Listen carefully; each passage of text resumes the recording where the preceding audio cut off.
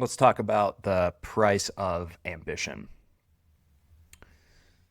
People that are listening right now, I want you to ask yourself, what would you give up to get to your dreams or your goals that you have? What is it that you would sacrifice in order to get there? For me, it has been relationships. For the past 6, 7 years of my life, I have over indexed on work and the outdoors and my own goals. What that's resulted in has been a lot of positive benefits, but also negative ones. Every time you say yes to something, you're going to say no to something else. And that's never more apparent than when you are an ambitious and a driven person. Most notably for myself, I have put relationships with family, with significant others on the backside. Really, it comes down to I just didn't prioritize them. And this has been a theme, like I said, for many years of my life. And as I'm about to turn 34 now, I have a lot of the material things that I wanted 5, 6 years ago, 7 years ago. And I have to say, I mean, it's great. It's great. Anybody that says that money doesn't make you happy are lying to a degree, to a point. I mean, it's great when you don't have to be stressed out about bills and you can own a house and you're not worried about paying your mortgage. You can rent stuff out. You've made a good name for yourself in your business, and so you have repeat clients. And it's amazing. It's amazing not to have that stress, and it's also amazing in my position to not have a 9 to 5. But it also comes at a cost of relationships. Now, I think the most interesting thing with this is when you answer that question of what would you sacrifice to get to where you want to get to, is not going to be the same answer that you give once you get to that spot. And for example, I was listening to a Nick Bare podcast, and I think Nick Bare is awesome. I think he leads by a great example. One thing that I found interesting in one of his latest podcasts with his wife was he was talking about how unbalanced he was for a long period of time and how out of whack he was and how much he sees it now that looking back on it now, how crazy it was that he felt so driven and how he gave up all this stuff and how he wished he didn't give it up then. But the problem with that is that that is him speaking all this, once he has gotten all of the things, all of the goals that he's wanted, he's sold his business, he has the money he's wanted. That's him now saying that, looking back on it. I think the more important question is, you wanted exactly what you wanted at that time being. In other words, yeah, you can say that you should have spent more time on relationships, you should have spent more time doing this and that back then.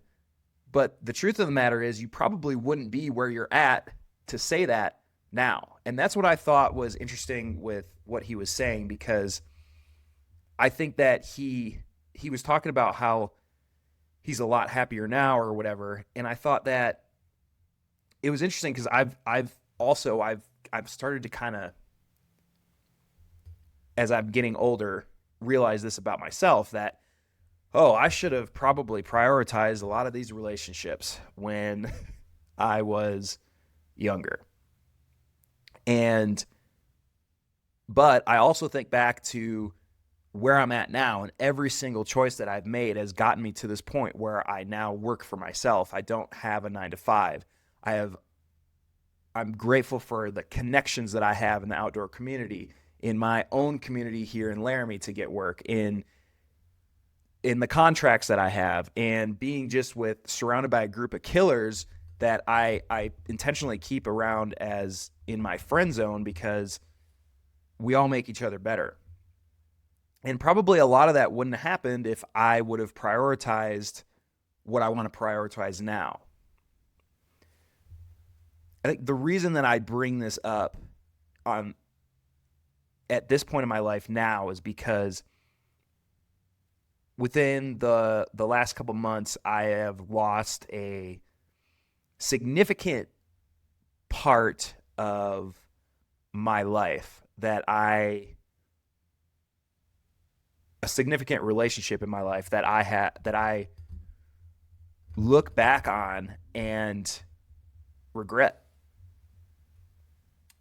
I've never regretted.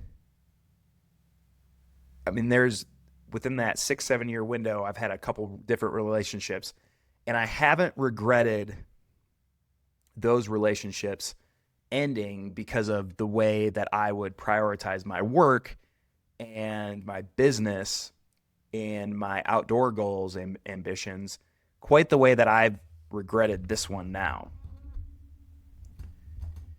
I look back on this relationship that was about 2 years long, almost 2 years, and yeah, just with regret and a lot of guilt. When you own a business, one thing people don't say is that your mind is constantly working 24/7. You're always trying to think of a new idea or a new partnership, always pushing forward. And that's how I was in this relationship. It's tough for me to have an off day from my business. If I'm not working on the business, I feel like it's dying, which isn't a good feeling. But it is a real feeling when you do own a business. And so what that led to in this particular relationship was not choosing this particular individual, or choosing the business over this particular individual at most times. It would take priority. And I regret that, man. I regret that now that I've gotten, I've realized that I've gotten to the place that I dreamed about 6-7 years ago. And, but I got to that place, and now I'm by myself. So I remember one person telling me one time was, yeah, you could have all these things, but it's whether or not you choose to bring somebody with you at the same time. Because either it's going to be you enjoying these things, or it could be you and somebody else.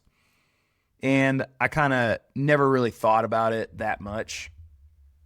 I kind of thought, well, I'll be fine by myself. But that's also probably because I didn't have the type of relationship that I just got out of.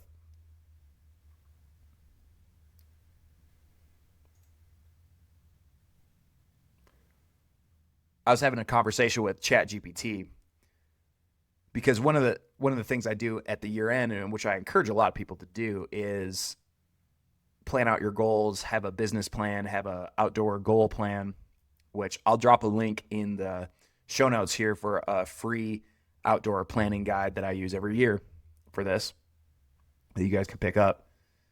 But what I was doing in the midst of planning all my goals was I was having a chat, and one of the things I said is like, hey, I want to have a family within 5 years, because I think, again, it's, you kind of always see things, grass is greener. When I go back home to Wisconsin, I'm the typically I'm the odd one out, and I haven't had a problem with this for a long time. I'm typically the odd one out because I'm single, or, I have maybe somebody I'm seeing casually or whatever. But most of my friends that I went to school at the college with back home are all married and have kids and have old kids. Some of them are, 8 years old or something, 9 years old, one of them. And I used to, the past few years when I would look at that, I would see that as a hindrance to what I wanted to accomplish and goals I wanted to attain. And as I've gotten out, I'm starting to get into my mid 30s. That's what I want. And I almost feel like I'm behind. Now it's interesting because I know that these same people look at me and think, "Oh man, that's what I want. I screwed that up. I don't have the time to do it. Now I have kids." And so honestly, I do feel as though I'm doing this at a good time, to where I'm kind of having this epiphany of being less selfish in my ambitions. But at the same time, I think you always feel as though you are a little bit behind, and that's kind of what I feel like. I also feel I also feel stupid because I screwed this up in the last relationship that I had, because it would have been a good relationship to move forward with a family. But because I hadn't came to this epiphany yet, and a lot of things in life is about timing, and whether that is a business deal and a partnership deal or a significant other, a lot comes down to timing. I've been very grateful in my life to have things work out for me. And a lot of times I just have the thing in my head where, hey, this is going to work out. I met a great buddy that I have at the top of Mount Hood one time. It was the best thing one of my ex-girlfriends did, was encourage me to go take off of work. I was working a 9 to 5 at the time, and go climb Mount Hood. And the first person I see when I get to the summit is Cameron Dorn. And we stay in contact for years. We charge some stuff together. He's a great friend. I end up getting a contract with him, which is probably one of my most stable forms of work right now. And it's been a great time. It's been a great time building with him. That's timing. There's also timing where, in folks that are listening to this, I'm sure you've met somebody that it's not quite the right timing for you or them. Whether you just got out of a relationship, they just got out of a relationship, etc. For me in particular, it was bad timing. I think maybe for her, it could have been a little bit bad timing too. She was younger than I was by several years. Maybe didn't know exactly where you want to live, or what you want to do. But I think the timing was worse probably for me, because I was letting my business and still my physical goals overshadow the relationship and the investment that I was putting into the relationship, because I wasn't at this epiphany that I'm at now, which is probably, and I've said this before, which is why I'm carrying a lot of guilt with this last relationship that I played a part in burning down. So for folks that are, so the advice that I guess that I would have for folks that are in my similar position is, I wouldn't do anything differently, because it got me to the point where I'm at now, which is, for the most part, for me, for my own goals, I have my financial things figured out. I have my professional life figured out. It's the relationship part of the life that I don't have quite figured out yet. I'm taking steps towards that direction. One of the things is I hadn't been home in Wisconsin for 2 years, and that's because a lot of things were happening. I mean, I bought a house. I was in a relationship. I was owning a business. I was year 2 into a business. A lot of things were happening where it was, I put it on the wayside. But I went home in October for my sister's wedding. And one of the things that always happens is I see my dad come pick me up at the airport, and he always I don't know why, but he always parks, and then he'll walk in, and he'll stand there, he'll wait for me to come down to the stairs. And truthfully, it's one of the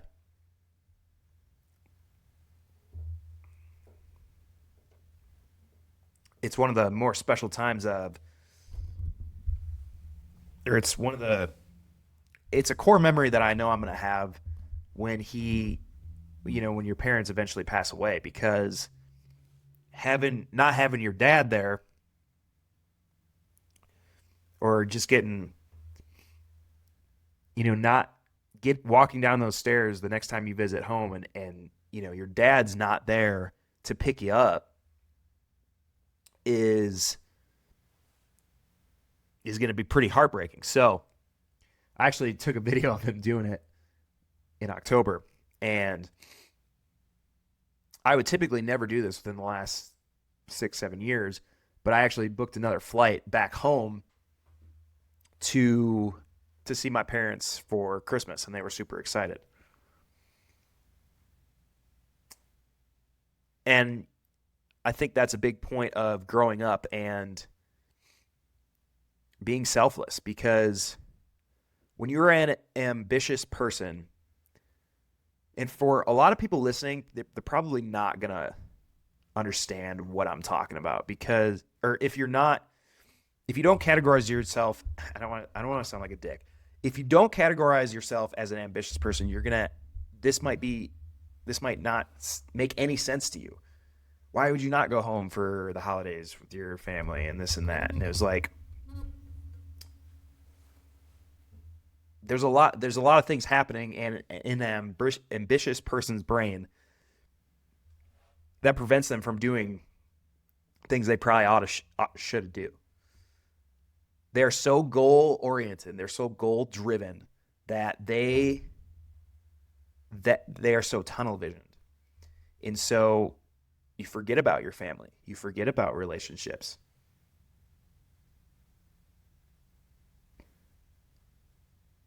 And so if you're dealing with an ambitious person, you might have to reel them back into reality, but it also might not happen because the timing might not be right.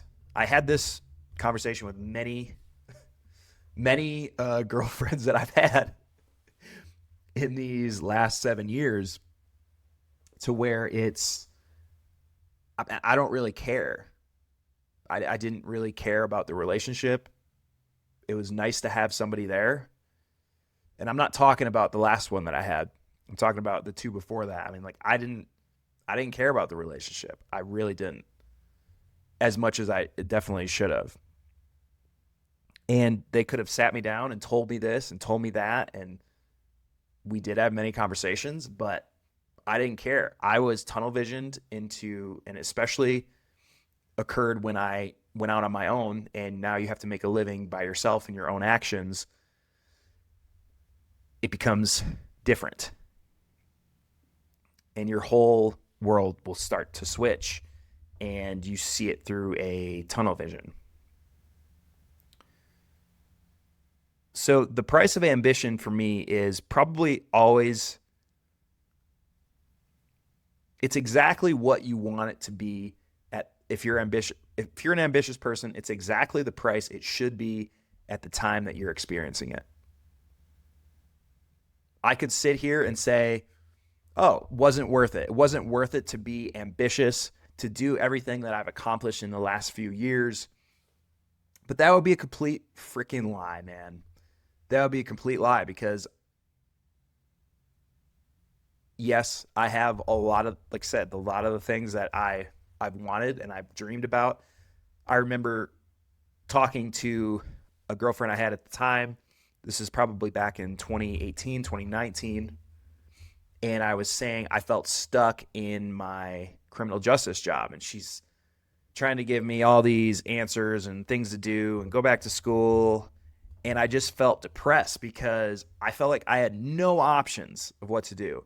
And it's funny because I had a decent relationship at the time, but at that time it was I would have sacrificed anything to get out of the current job that I was at and find a more professional career. Well, fast forward a couple years later, I find that career, and then I end up sacrificing relationships in order to feed that business. And so I think you have to live a life of balance in sprints from time to time. How this could have worked better in my past relationship, my most recent one, is probably me just saying that, hey, I'm in a season of life right now where I feel like I need to sprint. It's not going to always be like that. Give me 6 months, give me 9 months. It's not going to always be like that. And that's the conversation I should have had, and maybe some other people should have if they want to preserve that relationship. Because if that little conversation could have done that for me, I would be a lot happier right now. I truly would be. And so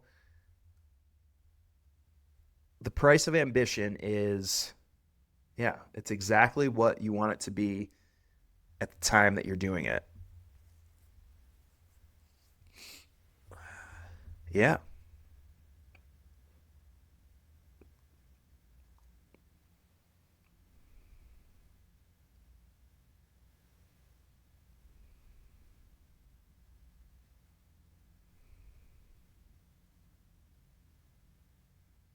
So all this is to say really is to have an open line of communication with those that are important to you.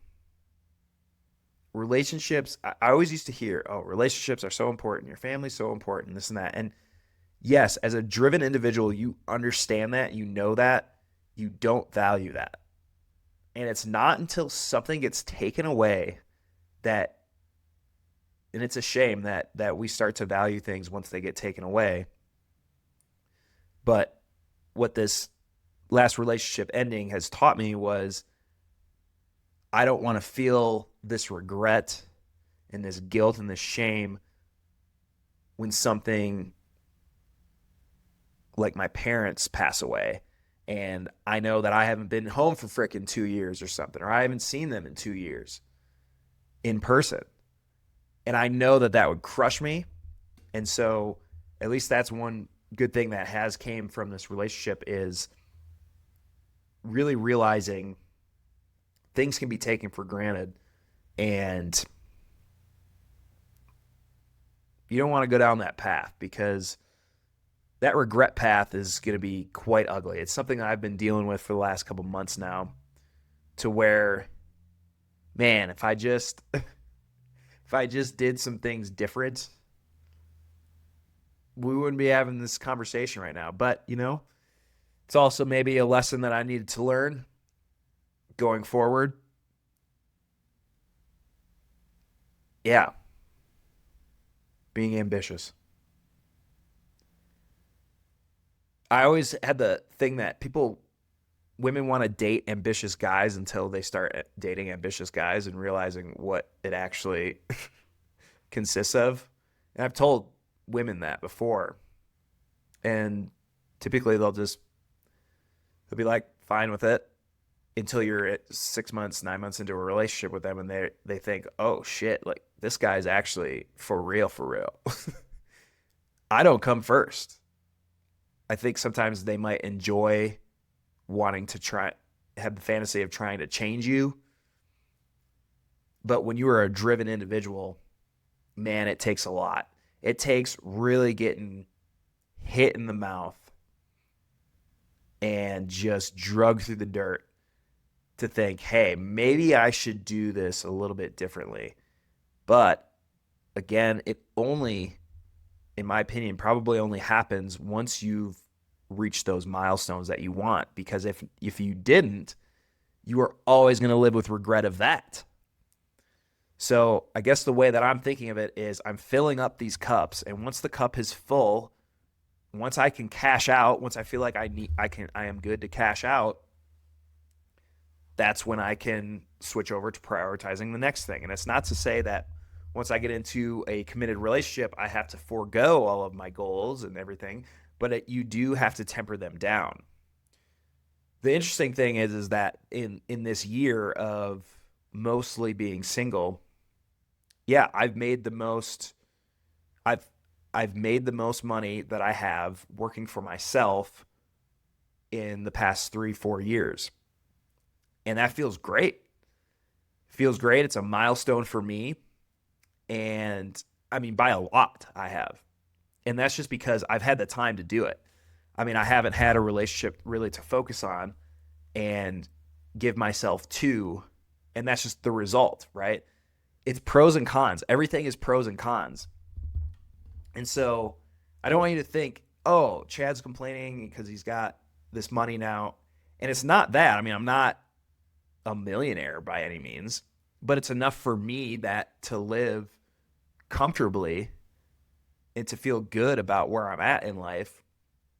But it also has a cost. There's always these hidden costs that you don't realize until they're gone.